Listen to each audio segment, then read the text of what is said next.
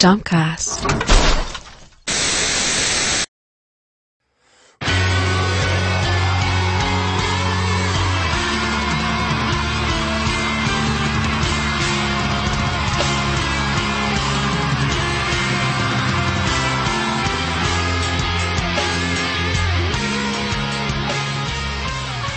We've been recording a new album. We just got done with it. It should be out in October. And we came straight from the studio to Jakarta and to Singapore.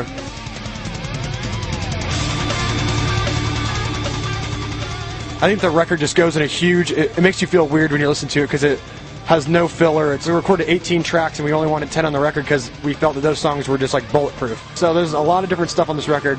No song sounds the same as the one before it. And it just keeps pushing you forward, and when you're done, you're like, wow, like, I almost want more. Like, is that all you guys gave us? It's really fun. We worked with producers before and found that our ideas kind of come across and don't get tampered with too much by the producers anyway. We always have a really clear vision of what we want for every song. And we get along really well, so it's not like we're fighting and bickering in there. We kind of just... If someone has an idea, we always try it, and then if we have to, we'll vote on it, but we usually know if it's right or wrong.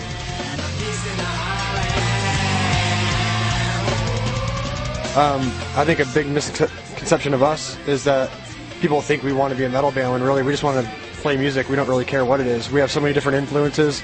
We love all types of music. We love pop music. We love country. We love hip-hop. We love all sorts of things, you know. If an artist is good, we enjoy it. We're not, you know, closed off to any type of music. We love it all. And so I give a f*** about it. You know, people are always going to have their opinions, especially with MySpace and the internet. People are just going to spit their opinions out and they have no face to it. It doesn't bother me. That's just, when I was a young kid, I had a stupid opinion all the time too. I was always calling bands sellouts and I was all worried about this and that. But you get up, you grow up, you get older, and you find out it becomes childish. You know, like, you know, you either like a band or you don't, and if you don't like it, don't listen to it. Who cares? It was very cool that we got that. It was a big part of our career, and it doesn't really change the fact that we have a great core audience and a great underground fan base, and we still know what our band's about, and we still have a sense of identity, and we know what we're about. But it's always nice to get, you know, some awards. It's cool, but it doesn't really mean that much in the end. You know, it's really all about your kids and if your kids like your music.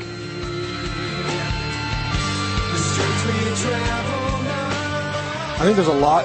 I think metal music, you know, stems a lot from classical music. I think there's a lot of musicianship and a lot of great players in metal music. Metal goes through a lot of different things. Yeah, you know, like when Metallica and GNR were big, they took over, you know, all of like rock music. But there's always underground music that was way crazier and way more extreme, and the underground kids probably hated it. Metal kids always want people to appreciate their music, but then as soon as they get big, they just like get pissed off and they say they're not metal anymore. They do this, and so it's one of those. It's like catch-22. It's like metal music. There will be bands that will get big and break through, but it just depends on if the kids decide to support them or not. You know, it's like punk rock. You know, everyone loves Rancid until they sign with a major label. Then it's like Rancid sucks. NoFX sucks now, or Bad Religion sucks. It's like, no, it's the same band. It's still good. I mean, that's just depends on if the scene's going to support it. You know, like I think our kids have been great, but we've always distanced ourselves from being too metal. You know, we have poppy choruses and we have dueling guitars that are poppy, and we have all this catchy stuff going on, and it's not extreme metal enough for a lot of metal kids, but we have our own fans. And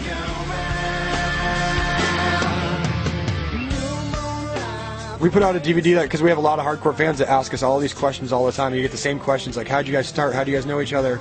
Like, did you ever take lessons? Did you do this and that? And so we wanted to put out a DVD that would answer all their questions, and they would get to know us a little bit as people. And we think we successfully did that, and we're really proud of it. It's a cool DVD, and you kind of, when I watched it for the first time after the City of Evil tour, we toured for 18 months, and we were kind of burnt out. When I watched the DVD, it got me really psyched up on the band again. It like reminded me of why we do this and why we have a great time, and so it kind of helped as self-therapy as a band, like to watch the DVD, and so hopefully kids can get something from it. Well, just to show kids that you're not going to go out there and like we always thought we ruled at the time, and we're like, oh, we're going to go out there and we're going to, you know, take over one show, everyone's going to love us. And we went out there and we bombed, and it sucked, and it lets kids know that you just keep trying, you know, like you gotta hone your talents, and you gotta figure out a way, and you gotta. There's hope at the end of the tunnel, you know. Like there's light at the end of the tunnel. You gotta just keep trying, because every band, no matter how big you get, they all started out on the bottom, you know. The power of God. We were just in Jakarta.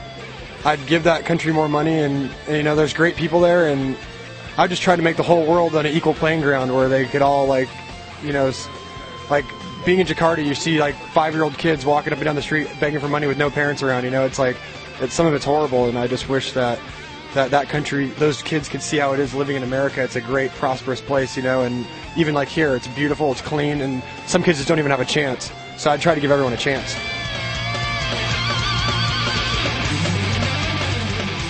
Most wasted is blacked out. I don't remember. If you're the most wasted, you don't remember anything. You wake up and you're so ashamed, your pride is somewhere else, your morals are in the bottom of a river somewhere, and you're just sitting there like so depressed, you're like, wow, what did I do last night? Your asshole hurts, I'm just kidding. I'm just kidding. Yeah, what's up? We're Avenged Sevenfold, and you're watching Stompcast. Merchants and captains of